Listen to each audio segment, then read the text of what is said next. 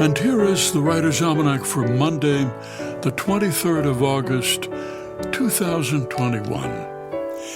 It was on this date, 1966, Lunar Orbiter 1 took the first photograph of the Earth from out in space. It's the birthday of the poet who wrote the famous poem Invictus back in 1875, the poem that begins, out of the night that covers me, black as the pit from pole to pole, I thank whatever gods may be for my unconquerable soul. The poem that ends, it matters not how straight the gate, how charged with punishment the scroll, I am the master of my fate, I am the captain of my soul.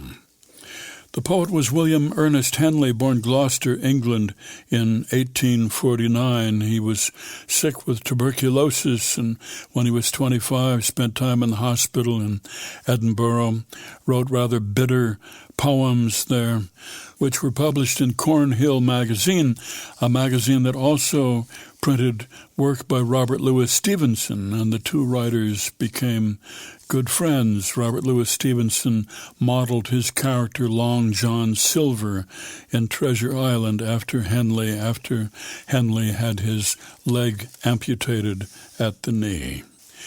And it's the birthday of the poet who gave us the Spoon River Anthology, Edgar Lee Masters, born Garnett, Kansas, 1868. Family moved to Lewiston, Illinois, not far from the town Spoon River. Masters studied law, went to Chicago, worked as a bill collector for the Edison Company, became a partner in Clarence Darrow's law firm. And in 1915, he brought out his poems, a series of epitaphs, each told from the point of view of a deceased resident of Spoon River.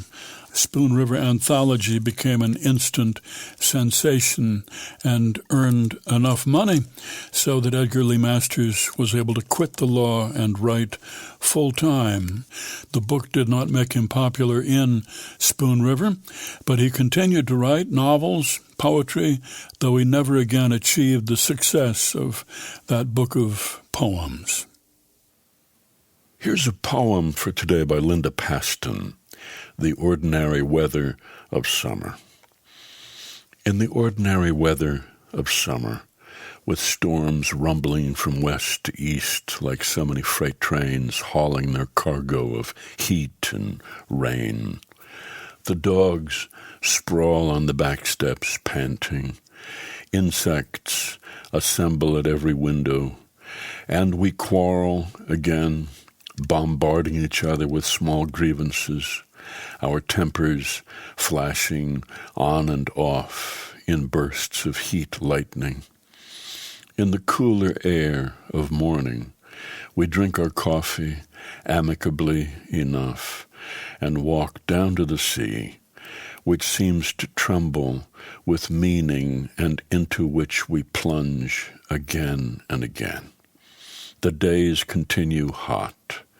At dusk, the shadows are as blue as the lips of the children stained with berries or with the chill of too much swimming. So we move another summer closer to our last summer together, a time as real and implacable as the sea, out of which we come walking on wobbly legs as if for the first time, drying ourselves with rough towels, shaking the water out of our blinded eyes. The Ordinary Weather of Summer by Linda Paston from Carnival Evening, New and Selected Poems, 1968 to 1998. Published by W.W. Norton and Company. Used by permission here on the Writer's Almanac. Be well, do good work, and keep in touch.